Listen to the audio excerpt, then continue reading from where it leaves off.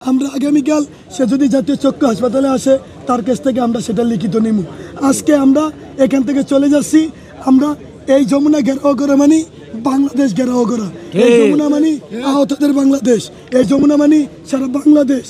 আমরা চাই না এই যমুনা বিভ্রান্তিত হোক, আমরা চাই না অন্তর্বর্তীকালীন সরকার বিভ্রান্তিত হোক, আমরা চাই না এই দেশের মানুষ বিভ্রান্তিত হোক। আমরা চাই সকলকে নিয়ে সুখে শান্তিতে সোনার বাংলা করে আমরা আমাদের জীবনযাপন কাটাইতে।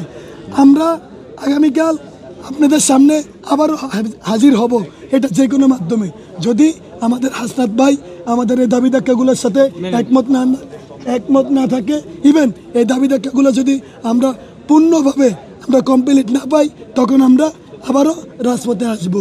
ইভেন আজকে আমরা যাদেরকে হয়রানি করেছি সাধারণ জনগণ, আপনাদের কাছে আবারও আমরা ক্ষমাপ্রার্থী। আমরা নিজে থেকে করি নাই, আমরা বাধ্য হয়ে এখানে নামার জন্য প্রস্তুতি নিয়েছি।